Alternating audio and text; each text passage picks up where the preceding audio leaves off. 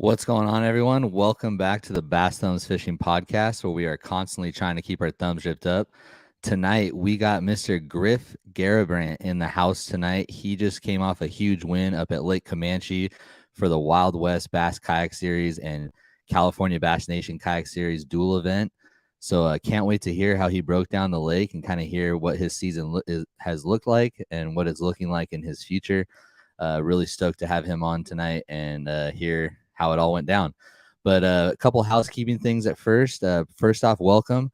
Really appreciate all you guys' support. Tonight, we are giving away, and I got to give a huge shout out to John Hipsher over at Yak Attack. He provided a 13 by 16 new Black Pak Pro to one of our live listeners tonight. So you guys must be present in the chat to win the Black Pak Pro. And I'm just, I'm super stoked that they're willing to support the podcast.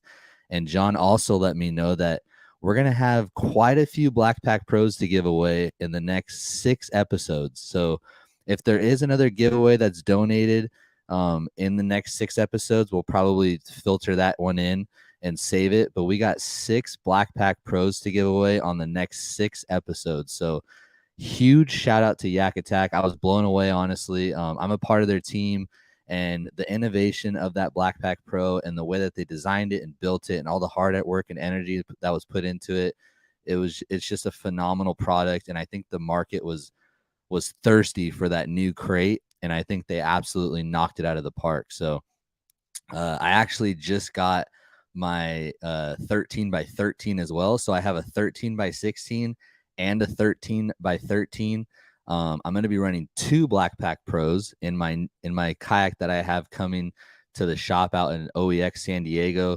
Carry and Kayak Fish Supplies. We're going to be rigging up a little bit of a different tournament boat for myself. I'm getting back into the SS 127, stepping out of the P127, getting back into the SS.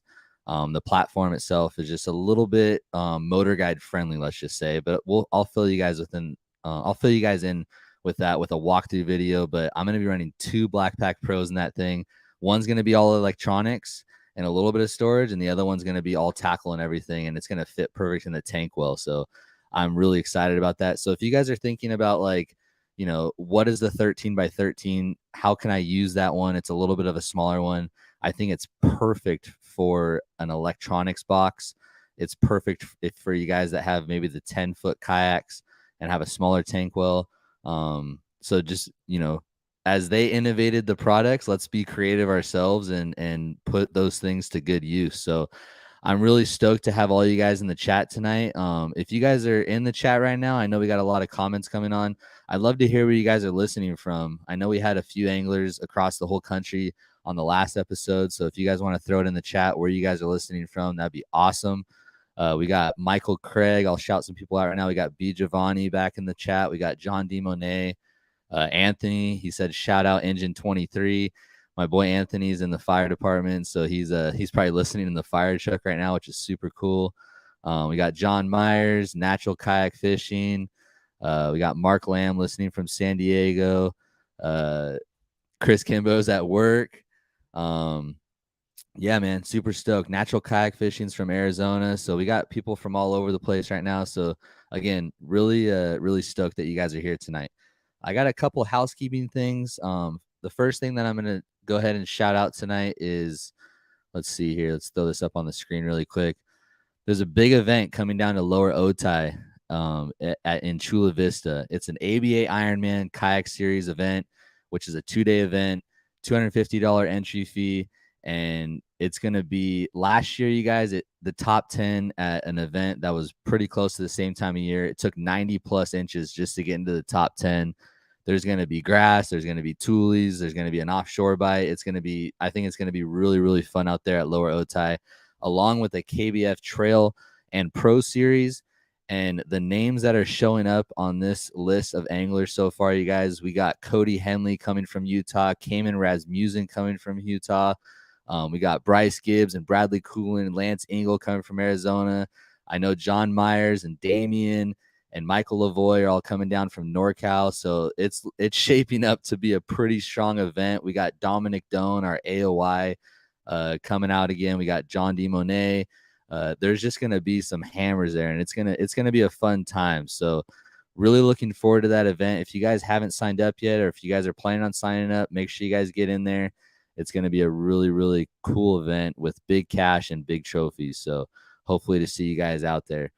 Let's see what else we got. So my buddy Steve Melander, he runs the Motherlode Kayak page, and he tries to cover the best he can a bunch of the events out west. And one thing that I wanted to say as well tonight, for those of you that are in Utah and Nevada and Arizona, if you guys, I'm going to try to shout out like the top 5 of a lot of the events that are going on throughout the month. Obviously I can't have like every single person that wins an event on the West Coast on the show, as much as I would love to do that. But if you guys could, please send me a DM on Instagram at Bass Thumbs Fishing of your guys' top 5 from a local event that was done, last week or whatever. And you guys, I'll go ahead and shout that out right here on the page and talk about your guys' event just a little bit. I really want to just try to highlight the whole West region, basically, the best that I possibly can. But Motherlode Kayak Angler on Instagram, and he has a website as well. Steve, he sent me a couple updates. Obviously, tonight we're covering the California Bass Nation Kayak Series and Duel event that happened at Lake Comanche on June 5th. And first place was Griff Garrabrant. He got 88 inches. We're going to be hearing from him tonight. Kong Yang had 86 and a quarter and took second place. Shane Jones, 84 and a half, took third. Garrett Clark seems to be on a heater. He had 84 and a quarter and took fourth place. And then we had Bob Zhang. I love Bob, man. He goes all over the place out here and up and down California. He's all over the map. And he took fifth place with 83 and a quarter. So congratulations to the top 5 at that event. Also, top 5 we had at the Pineview Reservoir in Colorado KBF Pro Series. I know that there was Trail Series as well that weekend, but he sent me the Pro Series top 5. We had Cayman Rasmussen with 176.75, took first place in the Pro Series. That's his second Pro Series win this year, which is pretty awesome. And then we had Cody Henley in second, Bryce Gibbs in third, Gene the Fluke Master Jensen in fourth, and fifth was Doug Rowe. So congratulations, you guys. Great accomplishment out there in Utah at Pineview Reservoir. And then we had the SoCal Kayak Anglers Pick 6 online event this past weekend on June 11th. That was my anniversary, so I was definitely not going to ask to fish that one. But June 11th, Pick 6, Mr. Sunny Side Pot Sunny Carrig took 94 and a quarter out at Lake Murray, which is a sack at Lake Murray. He took home the victory, so congratulations, Sonny. We got Brandon Cabrales with 92 and a quarter. I heard he was also at Murray.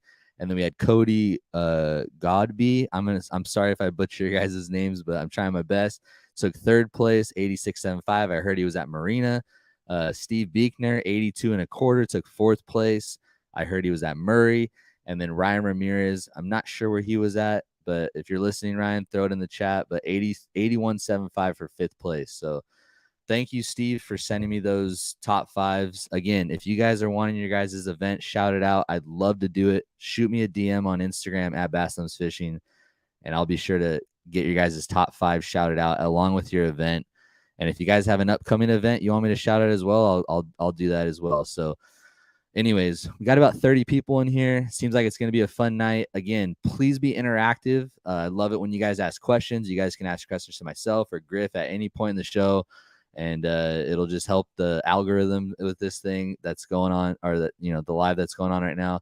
If you guys would like it and share it, and if you guys are watching on Facebook, would love for you guys to subscribe to my YouTube channel. And for those of you popping in on YouTube, make sure you hit that subscribe button.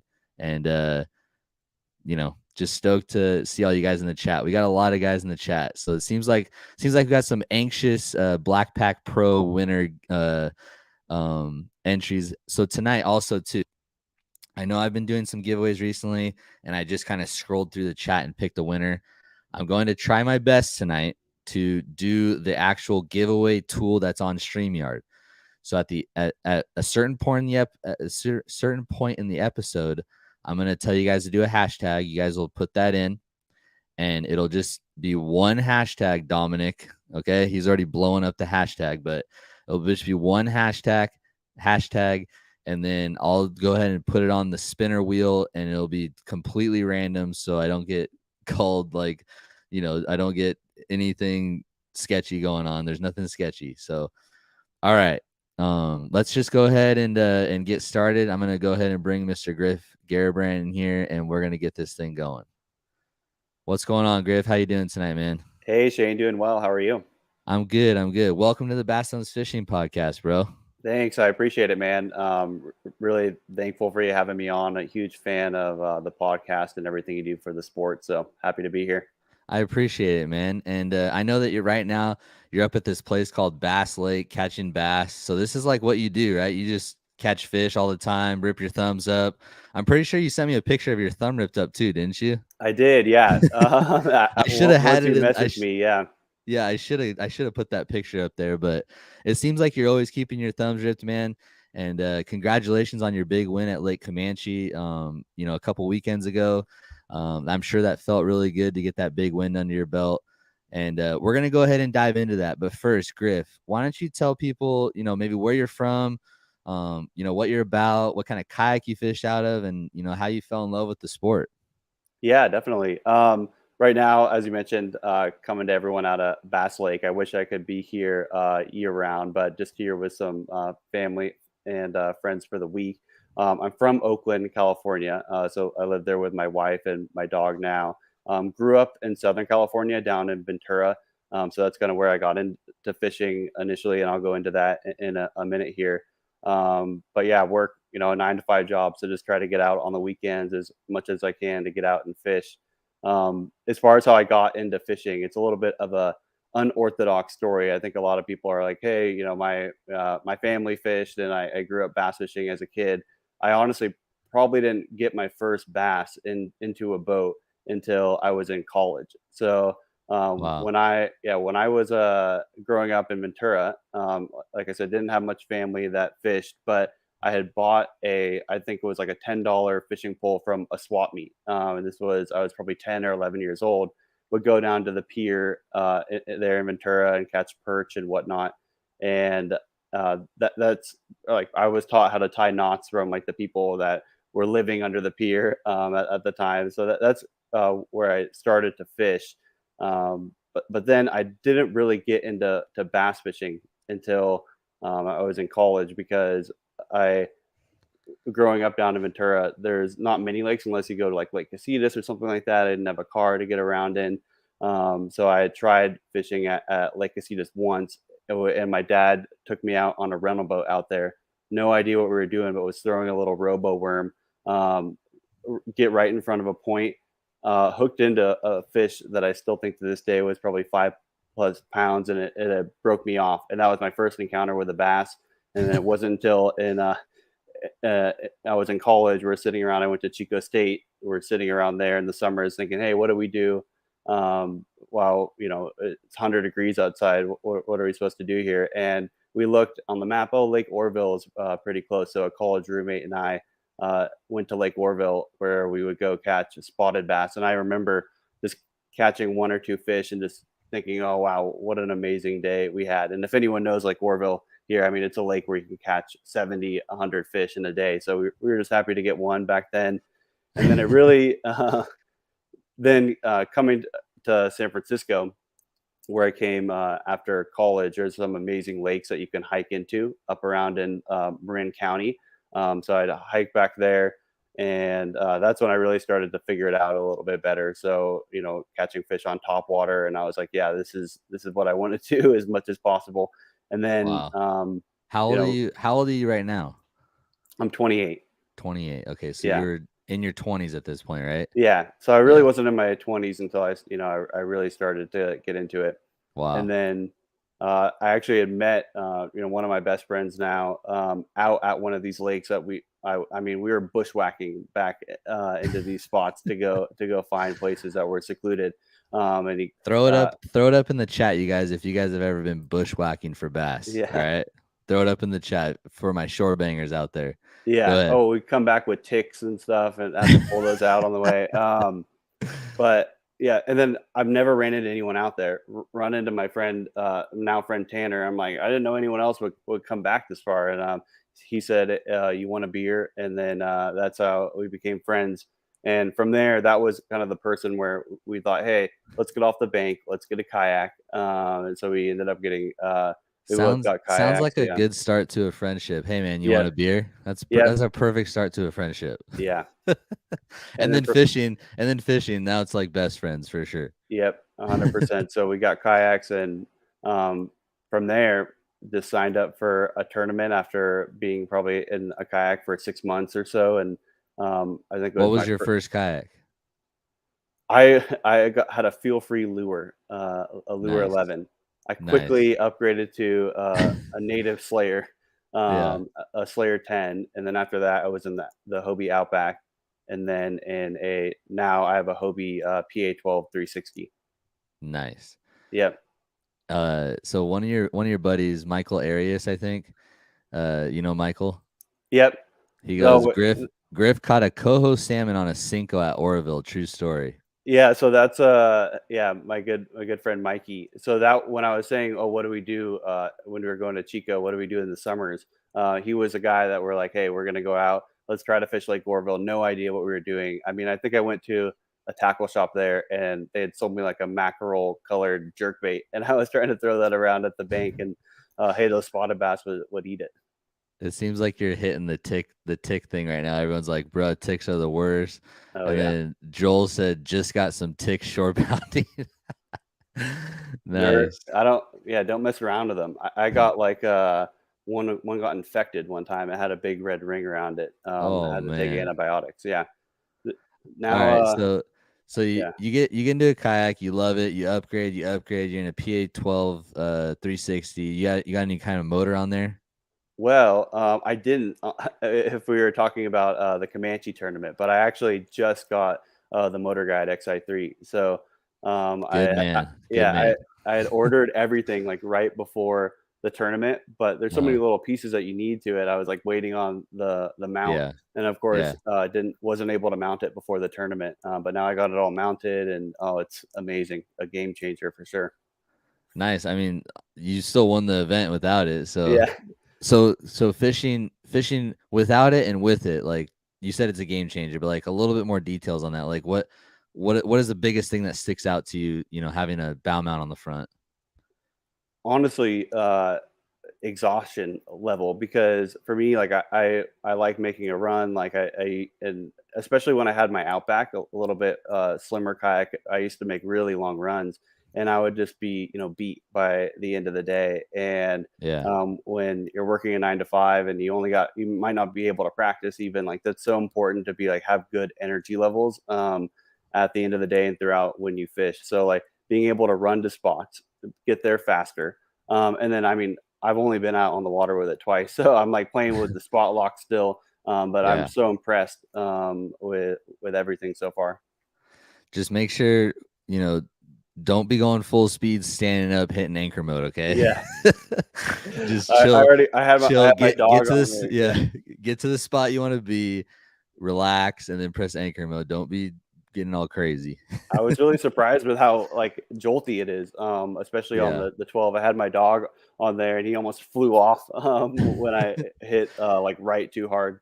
Yeah. So Yeah, you gotta be careful, man, especially with the 55 pound. It'll throw it a little bit yep, for sure. It's got some good thrust. It's nice. yeah, still getting Uh used to it, but I'm so stoked. how fast are you getting on the PA 12? I know the 14s go pretty quick, but I was going 4.5 yesterday, and granted, okay. Bass Lake, where I'm at, is a heavy boater traffic. I mean, jet skis, wakeboard. So that was through the chop, going about 4.5, and then with pedaling about 5. Nice. Okay, so now let's get into Comanche. So um I've always seen your name like sign up for tournaments. I always see you on in the leaderboard and stuff. And so coming into Comanche, have you fished there a lot? What'd your practice look like? And how did it feel to take home that big win? Yeah. Um, this starting with like Comanche in general, it's Yeah. such a tough lake for me. I mean, I really dread going there most often, and I think my performance there has been like the worst out of any lake Unfortunately, past I've tournaments. never been there, so like maybe paint the picture for someone that's never been. Like what I know it's probably a highland reservoir, right? Or probably I would, somewhere in there. of like the kind of Mother Lode Lake region, I would call Yeah. it more of a lowland reservoir. Okay. You're not gonna get 600-foot spots in the middle. So it's more like long tapering points. Kind of Okay. like if it reminds me a lot of Lake Casitas, down in Southern California, which some Okay. people may be familiar with. But starting with practice, I mean, it was fortunately a tournament I was able to practice for. Show up, and had a feeling that they might be up shallow. So cruised the bank for about an hour. Ended up catching three, which already for me at Comanche, I'm having an amazing day. This is way better than I usually do at Comanche, and I was catching them like on a T-rig creature bait up shallow, like a foot, Nice.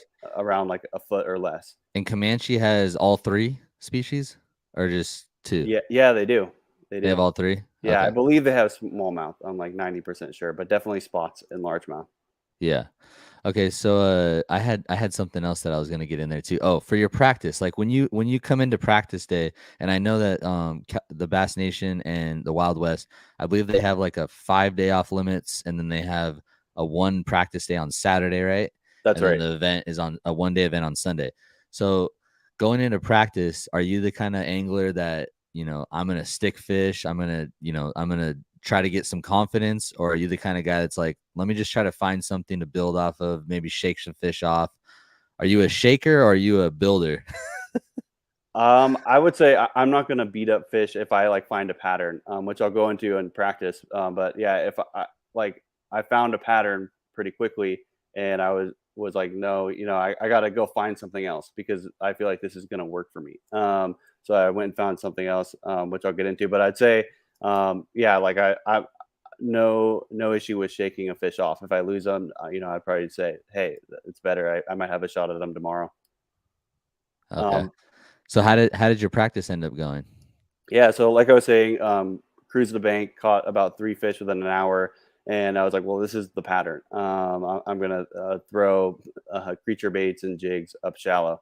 And then I was like, "Well, I'd love to have a backup plan in case something changes." So it was the first time of the day that I pulled up my mapping on my graph, and I look out, and about 200 yards out to the right in the middle of the lake, there's like amazing long tapering point that's like underwater. So the point itself is probably like 10 feet before it drops down into 30 feet. So great transition lines. And I go out there, and I'm not marking fish yet. And I just drop down a jig and like immediately get bit. And then I'm like, okay. And up shallow, I was catching largemouth. Deep, I was catching smallmouth. Sorry, spotted bass. And then I end up catching maybe three off this long tapering point, and I said, "Well, I should probably leave this alone too." And one of Yeah. those was a 19 as well, which I knew like that would come in great handy for the tournament itself. Yeah. So this point was probably running, like I said, like it was like in 10 feet of water. On top, there was grass growing on top of the point, and then it dropped down into 30 feet. And that probably ran like 300 yards, real far. So there's so Wow. much area to fish there. So I ran the point back because I was on the tip of it, ran that back during practice and caught a few more as I was going back. And it was kind of a short pre-fish. I said, I found two, like I found a deep pattern and a shallow pattern. I feel pretty good, and I'm Perfect. not going to beat them up anymore. And I didn't have a motor, so I can't go run around. I'm like, oh, I should conserve my energy, go hang out at the campsite. Yeah, yeah. So I know, the big craze a couple years ago was the bow mount. Hmm. And it's not that it's phased out, but like there's this new craze now of guys running forward facing sonar, live scope, active Hmm. target. Are you one of those guys yet, or have you have Not you bit the yet. bullet yet? No? No, no. Okay. I think I got to get comfortable with the XI3 and the bow mount. Like it's a tool, Yeah. I think it could hurt you if you're on the motor too much. So I want to get used to that. And then I would definitely consider getting some front facing sonar though down the road. So what kind of graph are you running currently? I have the Garmin SV7. Okay. Yeah. And do you utilize like the whole deal, side scan, down scan, 2D, or do you just kind of have one that you really enjoy the most? Or I'm kind of like I use my maps a lot, so I yeah. love using my maps the I could most. tell by the way you were Yeah, talking about that point that you yeah, you you really like the contours. Yeah. yeah. So I like using the maps. I definitely use downscan and sonar, and then I'll put the side scan down when I'm on the delta or something like that. But on these lakes, I don't use it too often. Okay, cool.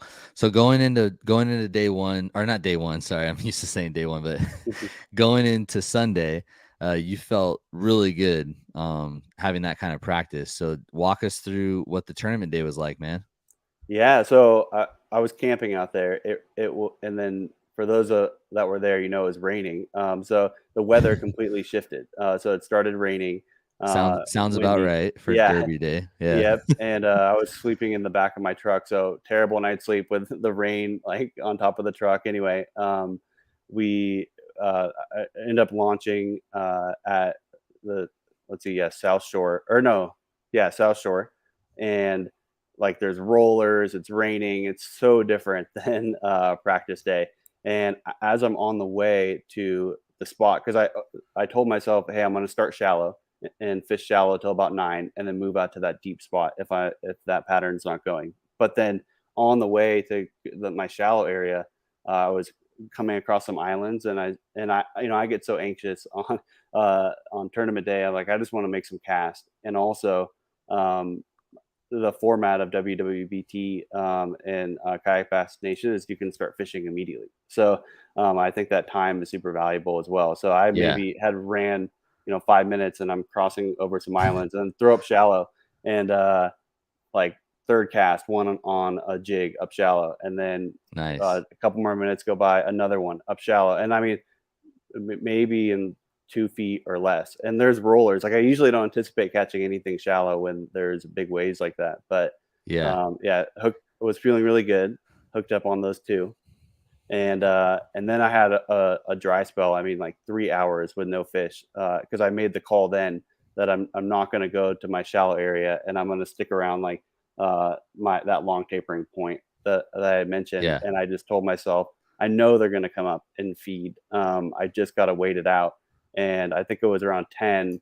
I had two fish, and I'm like, am I not going to get a limit? I was so happy going into this. And then the Yeah. bite just turned on, and was catching largemouth shallow in the grass, like in the 10-foot area I was describing. And then Yeah. I would catch a largemouth and cast out deep into the 30 feet area, bring it back up, and catch a spot. Nice. So in the grass, were you throwing that creature bait? Yep. Nice. This What kind of what's your creature bait? What's your go-to? this is I was switching off between a Zoom Lizard, like Okay. a 5-inch Zoom Lizard, green pumpkin, and then gosh, I don't even know the brand. I'll send you a picture after this, but it's some hand poured baits that were given to me, and it looks like they were in chartreuse color, and it's just like a frog looking thing. It looks like no fish would eat it, but of course the largemouth were loving it that day. Nice. One question too, like when you're Texas rigging, are you probably depending on the cover, but most of the time, are you pegging it or are you unpegging it? Well, I throw this different rig. It's called a free rig, actually, Okay. and it looks like, so it's not pegged at all, and the weight itself is actually free. Yeah, it's like So a it's drop like a shot. drop shot weight Yeah. with a circle on top. So I kind of consider it. It's like fishing a finesse Carolina rig is the way I think about it. So I'll throw it in there like a T rig, and then kind of drag it out slowly on the bottom, or pop it up through the grass and let the bait fall back down. Yeah. Honestly, most of the time when I'm around grass, like at Clear Lake or Otay and stuff, I feel like the unpegged presentation, especially when you're just like really working it through, Mhm. the way that it just falls behind the weight, I Oh feel yeah. like there's just something to it instead of just like shooting down. Oh, Um, 100%. You get like yeah, that weightless action for however high you pop it up. Pop it up 5 feet, it's going to be like just completely weightless behind it falling. yeah. Okay, so then you turn around, you throw the jig, catching spots. Someone asked you, I think Joel Sweeney asked you, what's your line setup when you fish jigs? I had a 12-pound Sunline fluorocarbon. 12 pound, huh? Yep, light. All right. All right. Is it like were you throwing like a finesse jig or? Yeah, finesse jig, the Kitech finesse finesse Oh, there you tungsten go. jig. Yeah. We call that the Greg Blanchard jig Yeah, around here. He but made I that was thing throwing it a famous. little different presentation too, because like I had ran out of any craw style baits, or I was throwing some Yamamoto like twin tailed grubs behind it. So Yeah, then just started throwing it with a single tail grub, and I feel like they were eating that even better nice. rather than the twin tail. And then I knew that the jig was going to be the deal because I caught one like kind of midday once that bite initially turned on, and one had like a fresh craw in its mouth. And I've never seen a craw that brown. I was like, that's green pumpkin. That's perfect. Yeah. And it was You know, the same exact size of the jig. it's crazy. I had Taz on the show, I think a couple times now, Taz Mua, and you know how he makes all these different jigs and stuff. And Hmm. one time I was asking him about a color, and he sent me like 5 different colors of like actual crawfish. And it's just so cool how Taz is so passionate about like all these different colored, crawdads. And he's like, this crawdad's from this part of the state, and this crawdad's from this, you know what I mean? Like, it's interesting how many different colors there are for sure. Oh yeah. Depending on where you're at. It's cool. And Taz has it. He you could tell he really enjoys that, like, matching the hatch kind of deal. Oh, 100%. And it's crazy the size variations too of craws. Like when I was talking earlier about fishing those lakes north of San Francisco, I would find pinchers that were like the size of lobster, and I was like, how do I Yeah. match that hatch? And I bought some like JDM craws that were like 6 inches long, and would throw those. Yeah. Well, just really quick, I know we have like 40 people in the chat right now watching, which is awesome. Welcome everyone. If you're just tuning in with us tonight, we got Griff Garrabrant here. He just won a big event up at Lake Comanche. But tonight we are giving away a Yak Attack Black Pak Pro 13 by 16. And you must be present in the chat. So I appreciate you guys all commenting right now. I see a couple of my buddies in here that just hopped in. Brad Bloxell's in here.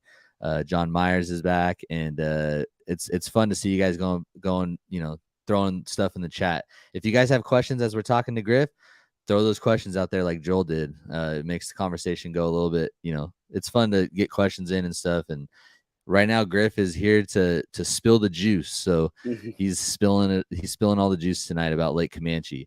So far we're learning that the largemouth eat the creature bait in the grass.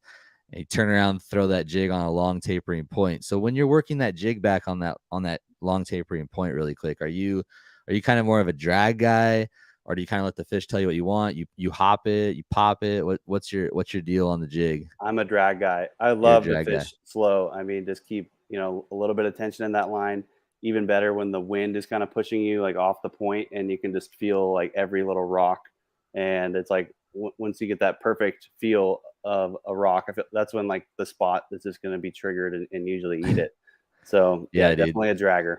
There's frog blowups, there's topwater blowups, there's chatterbait bites, but there is something special about dragging a jig on rocks and just feeling that freaking thud or that suck in. Like, it Oh is yeah. just awesome. Definitely awesome.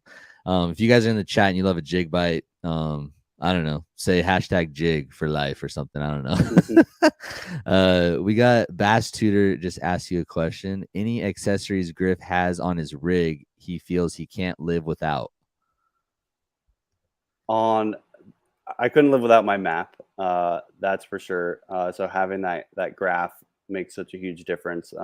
Being able to, if there's not a shallow bite, you got to be able to move out deep and adapt. There's so many good anglers in this scene there. If you don't have a map and can't figure out a deep bite, like you're not going to have a lot of success up here. Yeah. Are you a Navionics guy, or you just run with what came on the Garmin? Navionics. Navionics, yeah. Yeah. You got the hot maps, platinum, or I like, believe so. Yeah.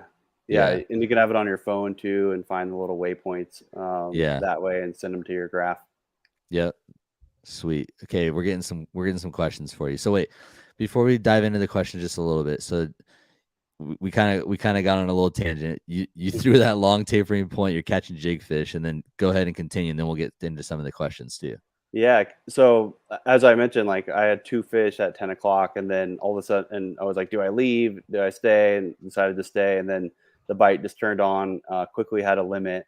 And then my buddy David had messaged me and said, "Oh, hey man, you're in like second place." And I don't like looking at the standings throughout the day. I'll upload my fish, but I don't want to look.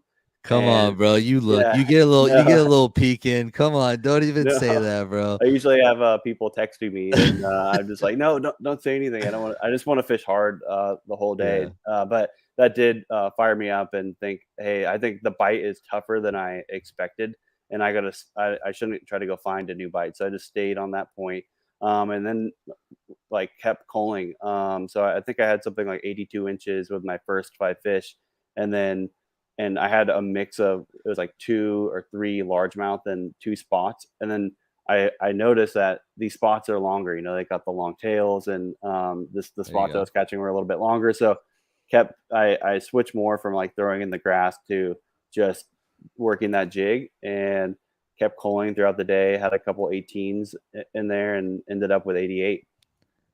So you said one thing that stuck out to me. You said, I sat there and I thought, should I leave or should I go? And I talked to a lot of my buddies about certain things. You know, after a tournament, we'll sit there and talk till the next tournament pretty much about Mhm, what we did and what we're going to do at the next one. But making that simple decision of just staying literally resulted in you winning the event. mhm. So it's just the decision making out on the water, trusting your gut instinct and staying confident in what you're doing at the moment and realizing, man, these spots are longer than the largemouth. So I'm just going to stay right here on this big long tapering point. I got confidence in it in practice. I got confidence right now. I'm staying, and boom, you get the win. I think that's like a key to success, man, is that kind of formula right there for sure. I hear it time and time again from everyone that comes on, you know? Yeah, you have to trust your gut, and yeah, if you're gonna win a tournament, it probably is gonna end up coming down to just one decision that you made.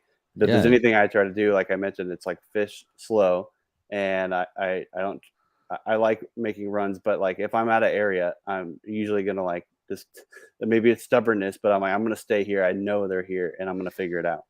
Do you think since you have that history of shore banging, and when you're shore banging, you pick apart the whole, Mhm. you know, stretch that you're walking Yeah. very carefully and very thoroughly.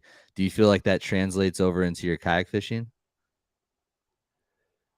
Uh, I haven't. I've never. The reason I'm questioning that actually, I've never thought about it that way. If that helped, I feel Yeah. like shore fishing helped me like find patterns and like find a shallow bite because you see them there Yeah. shallow, and learn that like, oh hey, you know, you always don't need to cast super deep. I mean, when I first got into fishing, I'm like, oh, they must be real deep, but finding them shallow, being what shore fishing definitely taught me to like be kind of stealthy and quiet. So I'm always trying to make like really long casts because you know, like when those fish see you, they might not bite, especially when shore fishing. So I always try to take that as a lesson learned for when I'm in the kayak.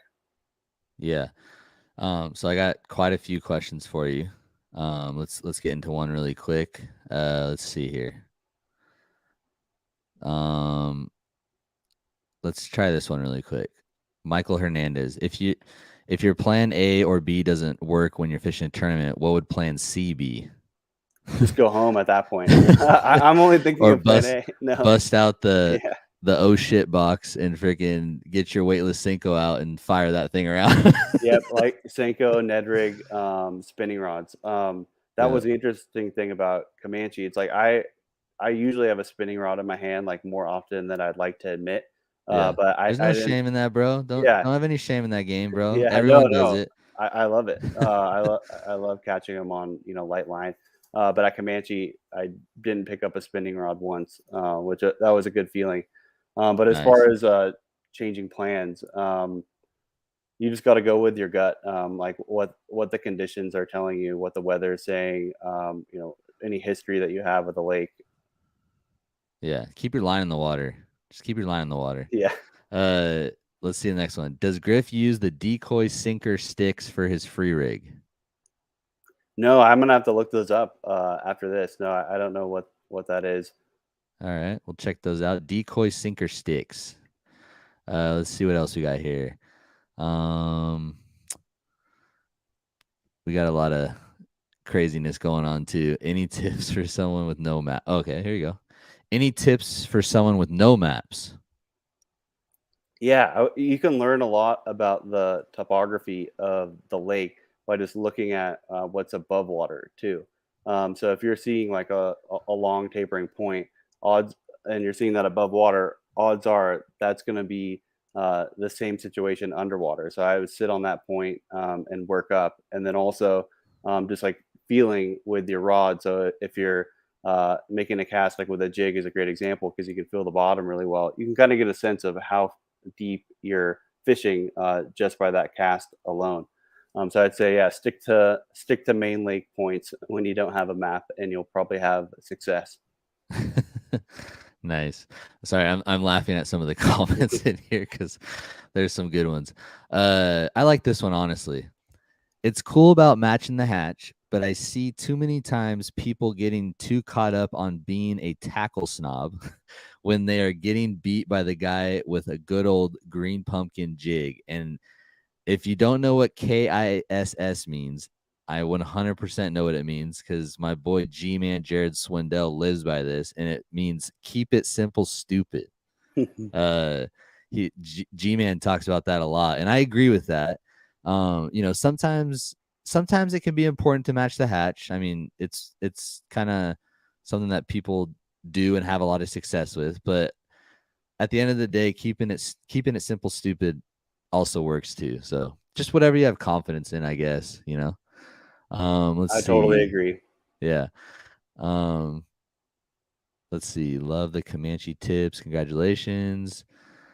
Uh here you go, Griff. So let's go into, you get off or was that your whole day, or do you want to elaborate a little bit more about the end of your day, or Um, just as far as like, yeah, wrapping up the day. I mean, I had 88 inches, and it's also like trusting your gut. I had just a strong feeling with 2 hours left. I'm like, I think the big ones are gone. The bite is dying here. And I had moved to like the opposite side of this point, maybe a quarter mile away, and I kept catching them there. So it's still just like for me such an amazing day to have on Comanche. But uh, the point in saying that I was able to repeat the same pattern on like the complete other side of this point. Like, oh, they were eating a jig there. So going in, I still didn't think I had it in the bag. You never really know because yeah. you have sandbaggers and they turn off the standings. I mean, I figured, oh, maybe I'll make a top 10 finish, but it was really a surprise up until the end. Yeah. The sandbaggers, man, it's always so nerve-wracking at the end, man, because you just never know who's gonna come in with that sack, especially if Damien's in the tournament. Yeah, no, they're heartbreakers for sure. Yeah. So let's see. We got so let's just go into it, man. So you get off the water, you're feeling good. You got 80. I think you had 88 and a half, right? Did you have 88 and a half or 88 88? even. 88 even. And for Comanche, that seems like a really good sack for Comanche. And you're walking up, going to the awards. I'm sure you got a text or a call. So walk us through it, man. Yeah, I got a text from the tournament director, Tim, and I knew that that meant I was at least in the top three. So feeling like, okay, maybe I got a third, second place finish. Still didn't think I won at that point. But I go and then I start talking to guys at the weigh-in, right? And at that point, the rain had completely stopped, and all of a sudden it's this hot day. So you're just waiting there in the blacktop parking lot. Uh, for the finally to be announced. But talking with guys and hearing that, hey, not everyone was on them, and at that point I was like, maybe thoughts start creeping into your head that maybe you did win this thing. But yeah, like I mentioned, it was really a surprise up until the end when they announced that I had won. That's awesome, man. And I know that for those of you guys listening, he won the Wild West Bass Trail Kayak Series and the Bass Nation. So how much did you end up taking home? 4,900, so There pretty you good go. payout. Yeah, Yeah, that's a I was great payday. Yeah, great way to pay for the XI3 too. Make the pain of paying for it a little less. Heck yeah. So I know that we had Garrett Clark on here and we were talking about the payouts, and man, the payouts, especially this year, have really stepped up, and it's cool to see, we don't have as much overhead as the bass boat guys do. We don't have like that monthly payment. Some guys might have a monthly payment with their kayaks, but most of us are, pretty much paid for, and there's not as much overhead, and we're able to go out on a weekend and win almost $5,000 pretty consistently out here throughout the year, which is just, it's awesome, man. I think we're heading in the right direction. We're able to pay our mortgages now, dude. I mean, Yeah. $4,900 is gonna cover mortgage for sure.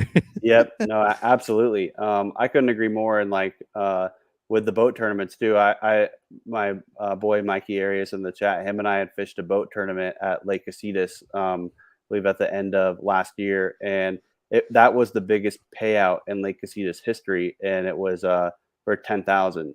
So it shows like we have events that are paying out at 10,000 or above out of a kayak. Like you mentioned, overhead is way less. So the payouts are the real deal. Yeah. Well, congratulations, man. But we do have a couple more questions for you, and we're only at 47 minutes. And for those of you guys listening, we are giving away a Black Pack. Probably in the next 5 to 7 minutes, we'll get that giveaway started. It's going to be the 13 by 16, the new Black Pak Pro. Really stoked to give that out tonight. And also, if you guys weren't here in the beginning and you're just joining us, Yak Attack has came pretty much fully on board with the podcast, and they are going to be giving 6 Black Pak Pros aways over the next 6 episodes, or whatever episode I'm feeling the Black Pak Pro again. We're gonna go ahead and do that. If next week it's a cash and rod, or if it's something else, then we'll filter that one in. But we got 6 more Black Pak Pros that we're gonna be able to give away. So huge shout out to Yak Attack. Your support, means everything to not only myself but the whole community.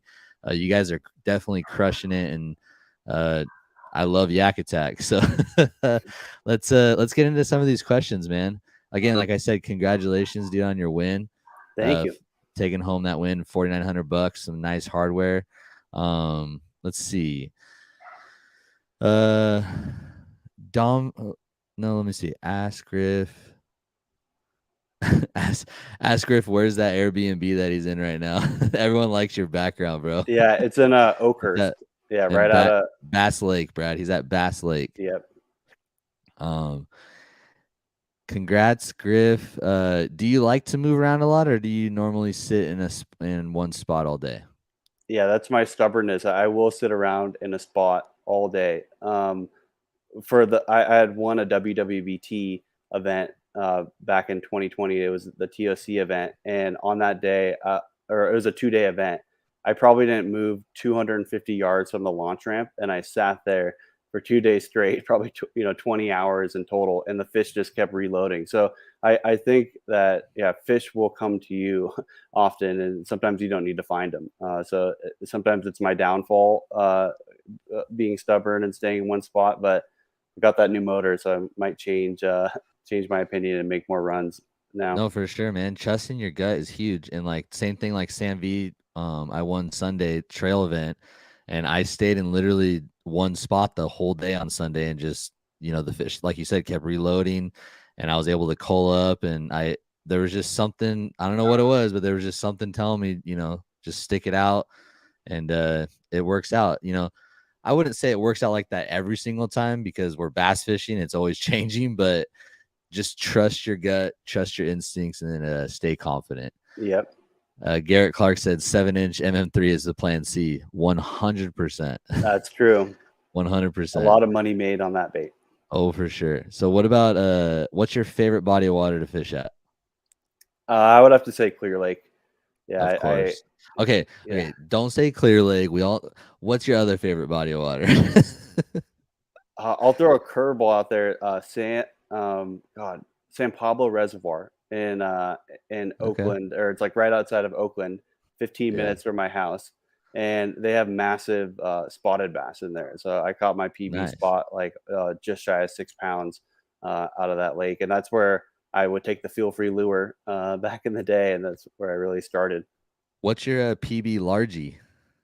7.2 out of Clear Lake, of course. Was it on the catch board too, or? Yeah, it was 22 1/4. Wow, that's a tank at Clear Lake for sure. Yeah. They just get so fat there. Oh yeah, those fish are so well fed. Let's see. I know we kind of answered this. Dom asked you if you have live scope and do you want it in the future? I don't have it now, but definitely want it in the future. Yeah. Uh, let's see. Here's a good one from my boy Trevor. T Heck, what's your plans for the rest of the season as far as tournaments you're fishing? You could tell everyone you're in the, you're part Yeah. of the KPT too. So Yeah, absolutely. I was talking to Shane before the call, and I think I had something like 25 tournaments on my calendar for the year. So I had grand plans of going all over, but got to balance family and work and that. So I'm planning to finish out the WWBT Kayak Bass Nation trails and fishing those TOC events. Then also have two Kayak Pro Tour events coming up. So really nice. excited for that. I unfortunately missed due to family and a wedding. I missed the first event for the KPT this year, the Kayak Pro Tour. But definitely going to make the next two events and super excited for that new format. Yeah, man, that's awesome. I'm just going through all the comments too. Best of luck in all that, Thank coming you. up in the future in the KPT. I'm sure you're going to kill it. Let's see. Congrats on the win, 4,900. Sheesh. We got gas money. Buy me a Black Pak Pro with that 4,900. You can win it. You can win it tonight. You got to be live in the chat. Let's see. Does Griff think the Warriors will win it this year? I do. I do. I have confidence. I think now at this point, I think they're up 3-2, right? Yeah. It's over. Oh, yeah. I mean, I'm not a huge Warriors fan. I'm a little bit, but when they're up 3-2, I think it's over. Let's see. Any plans to compete out east? I think is what he's saying. Do you have any plans to travel outside of the state this year? Yeah, I would love to. I think a part of the CA Bass Nation is you can qualify for the big tournament. So that's a big goal of mine this year. I'd love to qualify and make the trip out there next year. Nice, man. So we have a couple of people asking how we enter the giveaway too. Just in a second here, I'm gonna go ahead and give you guys a hashtag. So don't put anything yet. I'm gonna give you guys a hashtag. You must be present in the chat to win. I'm gonna put that hashtag out, and then I'm gonna go over to the giveaway tool. I'll share the screen. It's my first time doing the shared screen giveaway tool, so bear with me a little bit. And then we will go ahead and spin the wheel, and it'll bring up everyone that's watching on YouTube and Facebook. Everyone's names will get in there on the wheel, and I'll spin it, and then we'll see who wins the Black Pak Pro. So Griff, we kind of went over, your Comanche win, what's going on next year. Is there anyone that you may want to thank or anyone that you want to, give a shout out to? Yeah, definitely. For this last tournament, I have to thank my wife. Our dog had a foxtail in his nose, and she, took him to the hospital and everything while I was out on the water. So big shout out to her. Not Yeah. easy to do alone. And then my sponsor, Duckett, they're my rod sponsor, and Nice. really, really, I've always loved their rods. And I recently got some of their Black Ice series rods, and that was like key to just being able to feel that jig bite. I mean, first time I picked one up and threw a jig, I was smiling because it's almost like having live scope where you can see the rock just by feel. So yeah, that's who I got to thank. Nice, man. That's cool. I ran Duckett rods before I went over to Cashin, and I loved them, man. They were great Yeah. rods for sure. I ran the Jacob Wheeler stuff and the Ghost stuff. Those ghost Never, rods are indestructible. I swear. I used to bank beat with those and tumble down a little cliff or something, and the rod's perfectly fine. yeah. No, that's cool, man. That's cool. Someone asked you, do you listen to E40 after a win? No, that's in the morning, the pump up song, There you go. There you go. My boy Bradley said Duckett fishing all the way. Your boy Michael said shotgun a beer for the Chico boys. Hold on, I gotta make a call to bring one. Last question of the night, and then we'll do the giveaway because we had a lot of questions. So, favorite jig, trailer, and color? just Kiss, keep it simple. I really like green pumpkin and just a Yamamoto twin tail grub. I mean, sometimes I throw that without a skirt, and especially those spots, just love that bait and the subtle action that it gives. Nice. All righty, Griff. Let's see how this thing goes. Again, this is my first time doing the wheel. I'm going to try my best to share the screen, make sure everything goes smooth. So let's see. Right now in the chat, go ahead and do hashtag Black Pak Pro. Okay? Hashtag Black Pak Pro. And I read that if you do like spaces and stuff, it'll get it all, but try not to do any spaces. Just do hashtag Black Pak Pro. I'm gonna give it a minute. So I'm gonna go in here. Let me see. Can you still hear me, Griff? Yeah, I can. Okay, cool. I'm on my other screen. Let me just try this. Share screen. Share screen. Share screen. Can you still hear me? Yep. Okay. Let's see here. Window, Chrome tab, giveaway tool. Can you guys see this? Can you see this? I can see it. Yeah. Okay, you can see the giveaway tool. Yep. Okay, let's do hashtag Black Pak PAK, by the way, you guys. Hashtag Black Pak Pro. PAK. Okay, you guys see that right there? I'll give it a minute, so don't freak out or anything if you got it wrong. Hashtag Black Pak Pro. Okay. How's it looking, Griff? Good? It looks right. Is that a conflict of interest if I join in? No, I'm just kidding. Yes. Sorry, you cannot win. No, just kidding. we'll figure something out, Griff. No, we'll see it's all good. On. So hashtag Black Pak Pro. Let me go back over here. What do you guys see now? Okay, cool. So that's what I see. Okay. I'll give it a little minute. Everyone's throwing it in there. Good job, guys. Good job, everyone. Okay, let's see. I'm going to press start collecting comments. Boom. I see 23 entries so far.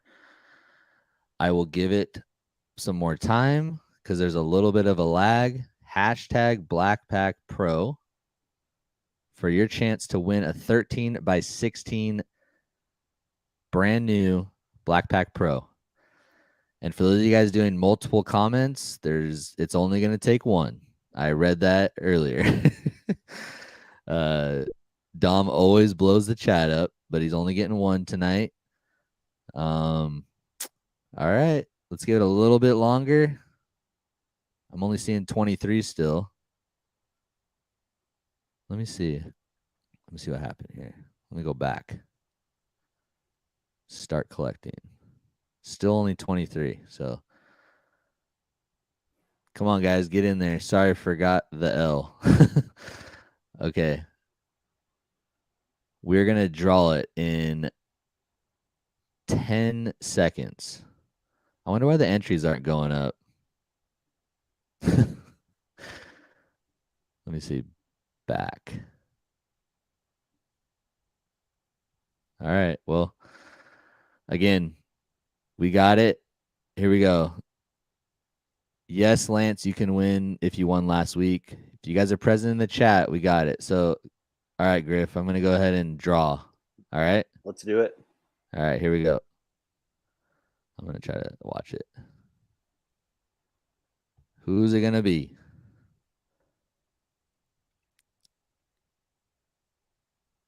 Michael Carrig. Let's go, Mike. Mike won the Black Pak Pro. Let's go. All righty. Well, hey, that was better than like me collecting comments, and I felt like that went pretty good. So congratulations, Mike. I will go ahead and get you that Black Pak Pro. We're gonna Yak Attack will ship it to you.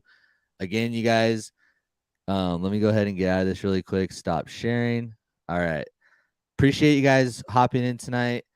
Next week, I'm going to have Casey Reed on, Old Town Pro, cash-in team member. Casey Reed's going to join us next week, and I believe that we're going to try to do it on Tuesday night. I have a wedding next week, so Wednesday night we are going to be gone. But Tuesday night, Casey Reed, Old Town Pro, we're going to talk about all different kinds of things, from offshore fishing to hummingbird live to live scope to everything. So join us back next week. We're going to try to get a cash and rod to give away. If not, we'll be giving away probably another Black Pak Pro. Again, I appreciate you guys so much. Griff, thank you for joining me tonight, man. Appreciate you. Congratulations on your win. Well deserved. And I'm sure, we might see you back here on the show. I'm sure you're going to get another win under your belt, man. Great. Thanks, Shane. Really appreciate you having me. Yep. No problem, man. So, that's pretty much it, guys. As always, keep your thumbs ripped, and I'll see you guys on the next one.